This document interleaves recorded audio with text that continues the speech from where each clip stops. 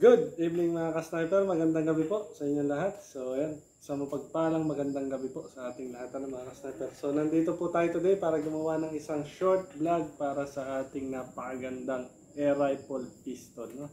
So ito yung ating tactical pistol.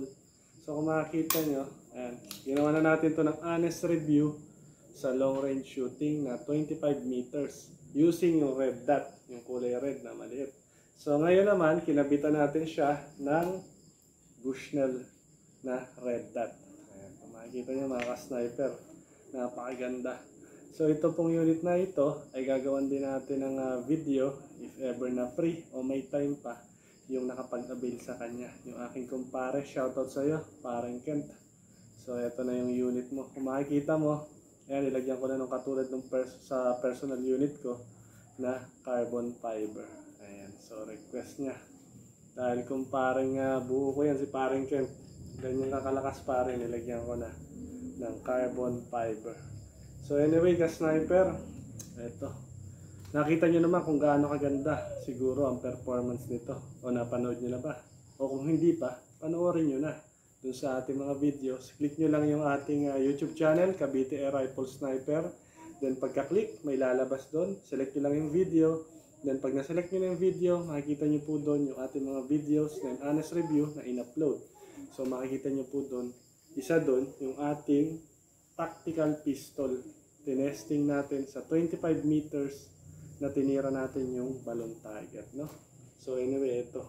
So ang kinabit natin dito, yung Bushnell nga na red dot, dahil mas gusto ni pare yung mas maangas yung dating pag-aasinta ka.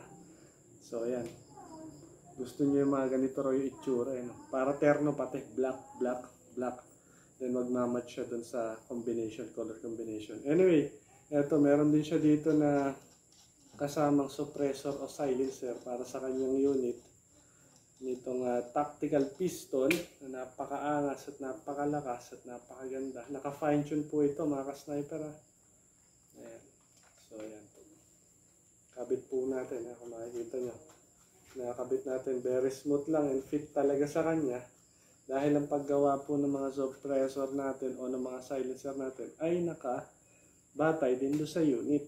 Hindi po siya yung pandekorasyon nga lamang. So ito yan, kumakita, nakakabit na. Napakaangas. So sample.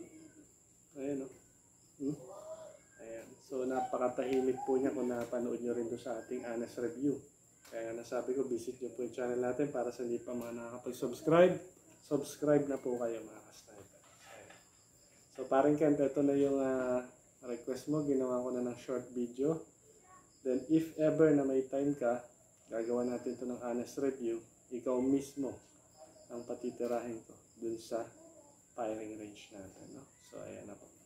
Napakaganda mga ka-sniper.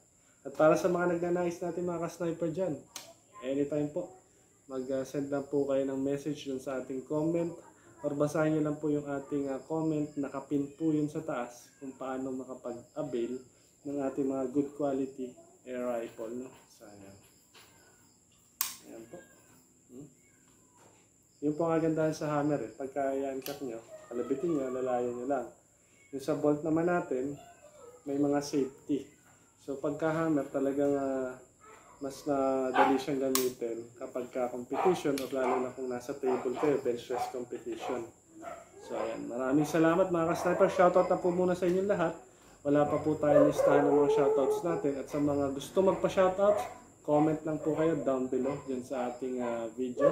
Maraming salamat po. And ingat po kayo palagi mga ka-sniper.